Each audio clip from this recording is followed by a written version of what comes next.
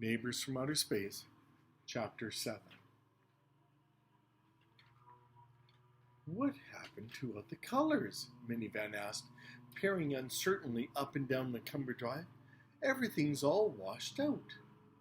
Oh, the sun went behind a cloud, I said. It's just overcast is all. We were standing at the end of the street waiting for the bus. My father's credit card was in my pocket, pressing uncomfortably against my leg, and reminding me that I was about to do something highly illegal. But glancing at the aliens, I realized credit card fraud was the least of my worries. Out in natural light, Minivan and his parents looked even more peculiar than they had inside of their house. Their faces were as round and as wide as pie pans. Their skin seemed more blue than white, and their oversized sneakers looked like clown shoes. Plus, considering it was a warm day, the hats and gloves they were wearing to hide their antennas on their heads and the blue lights under their fingernails were totally bizarre. A rusty old car with a crushed fender drove by, spewing carbon monoxide. "What's wrong with that car?" Aspirin coughed. "It's old, and the exhaust is shot," I explained. "And all the flashies, the new cars are new and clean," Minivan said. Aspirin tugged on the too small Dodgers cap I'd given her to wear. "I thought people who owned cars were happy and carefree and attractive." "That man looked old and grumpy," she said. "Oh, I love old earthlings," Motorola exclaimed. "They're spry and feisty, and they use laxatives." "Can we buy some laxatives today, Russell?" Minivan asked. "I always wanted to try some." I winced. "Hey, you guys, there are some things you don't talk about in public." The aliens weren't listening. They were singing, "Peace of mind is just a spoonful away." "Stop," I cried. "You can't go around singing every time the mood strikes you." "Well, why not?" Motorola asked. "They do in the flashies." "But life is not the—" "Oh, look!" Minivan cried. "The bus is coming!" The bus pulled up to the curb, and the door opened fast. "Public transportation," Motorola proclaimed. "The fast, clean way to say yes to Mother Earth." "Yeah, that's what they tell me," the driver said in a bored voice, staring out the front window. Then he turned and he saw the aliens. His eyes grew wide. 50 cents each," he announced, "and move to the rear." "Can I put the money in the box, Russell?" asked Minivan eagerly. "Please, please." The bus driver looked at me. "These folks with you?" I could feel myself blushing. I wanted to say no. I wanted to run away back to my cool, dark house. "Russell is our friend," Minivan said loudly. "He's taking us to the mall." I glanced up at the bus windows. Everyone was staring at us. 50 cents each, the driver repeated, "and make sure you keep an eye on them." "Yes, sir," I muttered, dropping the change in the box. "Aw, I wanted to do that," protested Minivan. I grabbed his arm and dragged him to the back of the bus. Motorola and Aspen followed. "Oh, look! There's Chauncey!" Aspen exclaimed, pointing to a prime-cut dog food ad on the wall. But why isn't he moving?" "Sit down," I hissed. They did, in the middle of the bus. "On the seats!" I cried. They sat, but the rear end barely touched the plastic. "Why is everyone so mean?" Aspen asked. "Why aren't they singing and offering us breath mints?" "Because they think you're inmates from an insane asylum," I whispered. "You have to be quiet and keep your eyes down. This is a city bus. It is not a commercial." "I don't like it here," Minivan whined, scratching his head beneath the red wool ski cap. I want to go home and watch our AV receivers. TV, I said. They're called TVs here. And you were the ones who wanted to come, so you have to be quiet, okay? The aliens held their heads and fell silent. I leaned back in my seat and breathed a sigh of relief. At the same time, I felt a little sorry for them. After a diet of TV commercials, real life was bound to be a letdown.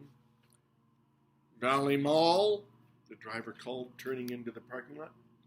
Come on, I said, we're here. I hustled the aliens off the bus, ignoring the curious stares of other passengers, and then I led them into the mall. Almost immediately, the aliens perked up. Oh, this is nice, Aspen exclaimed. The colors are bright, just like on our AV. The TV. That's because of the fluorescent lights, I said. It's not natural. Who cares, Motorball replied. It's pretty. And look at those flowers. The leaves are so green, just like in the flashies. They're fake, I told him. Wow, look at this stuff, Minivan cried, stopping in front of the drugstore. He ran inside and headed down the aisles, picking up bottles and boxes at random. Motorball, Aspen, and I ran after him. Sparkle toothpaste and Denture-Break dental floss, he exclaimed, stuffing them into his pockets. Cherry hair coloring and doodah candy bars, Aspirin squealed ecstatically. Rich milk chocolate, creamy caramel, and crunchy peanuts in every bite, Motorball said in a deep announcer's voice. Take a doodah break today.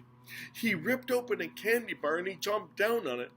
Then he spat it out on the floor. Ew! I cried. Why did you do that? I keep forgetting we can't eat earth food, Motorball said. It's bad for us and it tastes horrible. On X10, we eat food that looks like your snack food, but contains all the nutrients we need. The X6 scientists make it for us. Whoa, look at that! Minivan cried, careening down the toy aisle. World of War action figures! He threw back his head and bellowed at the top of his lungs. World of War action figures! Pow, pow, blam, blam, boom! He grabbed one of the tanks and ripped off the plastic. Hey, stop that! I cried. A man wearing the assistant manager's badge appeared at the end of our aisle. Can I help you? He asked. Minivan was down on his knees, moving the tank along the floor, the way the kid did in the commercial. You can drive a tank, he sang, or toss a grenade, capture bad guys and save the days. The assistant manager looked at Motorball and Aspen. I hope you're planning on buying that. Buy now, pay later at Crazy Carl's Midnight Madness sale, Motorball shouted, pulling off his blue beret and tossing it into the air. The man reached inside his jacket and pulled out a walkie-talkie. Security to aisle 6, he said into the mouthpiece. Security, aisle 6. But Minivan and his parents were already heading toward the exit. As they ran into the mall, I managed to pull out the toothpaste and dental floss out of Minivan's pockets and toss it back inside the store. Circuit Central is this way, I shouted after them. But the aliens had other plans. They burst into a clothing store where Aspirin immediately grabbed an armful of dresses off the rack and spun around like a fashion model. I ran in just as the perky sales clerk approached. What size are you looking for, ma'am? She had asked. You're a cook, a housekeeper, a mother, and a busy executive, Aspirin said. Yes, you're the modern woman, and we've got all your wardrobe. Max reads coordinates, because you deserve it all. Yeah, said the clerk, her smile fading. Well, I'll just let you browse for a little. Do you have cheetah basketball shoes? Minivan asked. Motorwell grabbed a pair of sunglasses from a nearby counter and put them on. Run fast, jump high, he said in the super cool voice of a cheetah athletic shoes mascot, Jill Cheetah. And don't forget to stuff it. The mouth's clerk fell open. I beg your pardon, she gasped. I felt like I was in a horrible nightmare, the kind where you're walking through the mall and everyone is staring at you, and then you suddenly realize you've forgotten to wear clothes. Only hanging out with the aliens was even more humiliating than going out into public. It's time to go, you guys, I said, waving my hands in front of their faces. Now? Time is running out on our buy one, get one free weekend, Minivan exclaimed. So bring your buns down to Goldberg's Bakery and take a few of ours. This was getting serious. The aliens had slipped into some sort of weird consumer frenzy. Their eyes were shiny, their hands were trembling, and their voices were about an octave higher than normal. I tried to catch Minivan's eye, but he stared past me as if he didn't even see me. I looked toward the door. By now, mall security was probably on our tails. I pictured them dragging us into the back room, searching us, finding my dad's credit card in my pocket. The thought gave me the courage to speak up instead of crawling into a dressing room and cowering underneath the bench. Attention shoppers, I shouted. For a limited time only, Jill Cheetah is here at Valley Mall giving away free basketball shoes. That's right, I said free.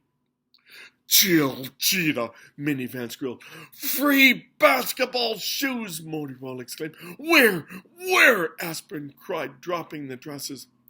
Proceed immediately to Circuit Central, I yelled. Repeat, Jill Cheetah is in Circuit Central.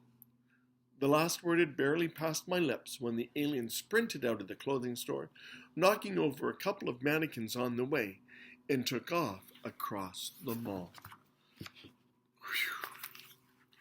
Now, boys and girls, there's something in there at the bottom of the page, right back at the beginning of the chapter. Maybe I'll talk about that in just a second on the next video, okay? All right. See and stop.